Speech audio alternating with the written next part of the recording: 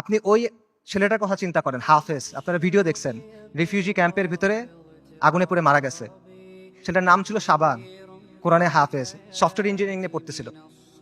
আপনারা রুহ আর রুহ রিমের কথা চিন্তা করেন, ওই যে ছোট্ট মেয়েটা বিল্ডিং ধসে গেছে, মারা গেছে, তার দাদা তার ডেড বডি বুকে নিয়ে বলতেছে রিম, রুহ আর রুহ। তার কথা চিন্তা করেন, তাদের কষ্টের কথা চিন্তা করেন। আপনি ওই বাবার কথা চিন্তা করেন যে সে বিস্কিট কিনতে গেছিল বাচ্চার জন্য, ফিরে এসে দেখে তার স্ত্রী সন্তান মারা গেছে। সে কান্না করতেছে আর বিস্কিটটা বাচ্চার হাতে দিয়ে বলছে, বাবা তুমি এটা নিয়ে যাও। আপনি মার কথা চিন্তা করেন যে বাচ্চার জন্য আটা আনতে গেছে, কারণ বাচ্চা ক্ষুধায় কাঁদতেছে, বুঝে না তো, আটা আনতে গেছে, এসে দেখে সবাই মারা গেছে।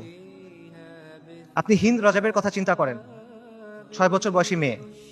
ওরা গাজা থেকে পালায় যাওয়ার চেষ্টা করতেছিল, 7 জন পুরা ফ্যামিলিতে।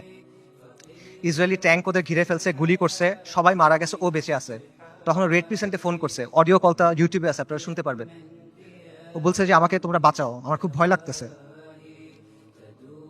ও সব পাশে সবাই মারা গেছে, বাবা মা সবাই মারা গেছে, 6 বছর বয়সী একটা মেয়ে।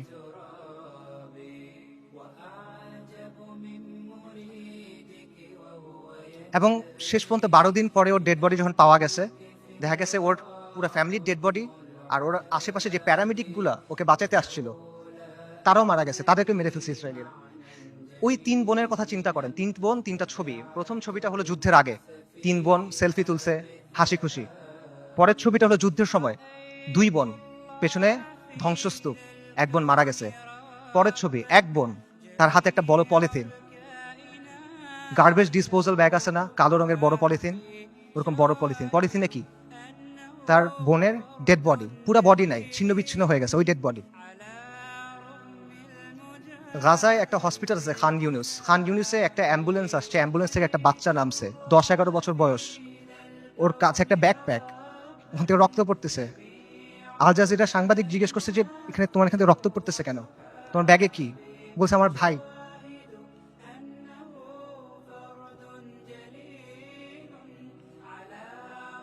বাচ্চারা, ডাক্তাররা ব্যাগ খুলে দেখছে যে একটা 5 বছর বয়সী বাচ্চার ডেড বডি, পুরা বডি নাই, ছিন্ন বিচ্ছিন্ন বডি।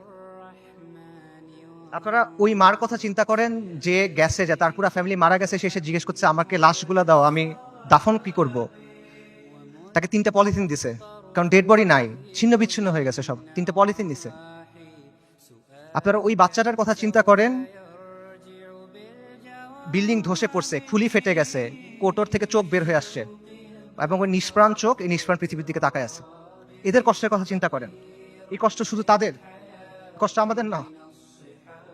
আমরা না এক উম্মা, এক উম্মা এক দেহের মতো, এরকম না? আমাদের স্পষ্ট করে না ওই কষ্ট।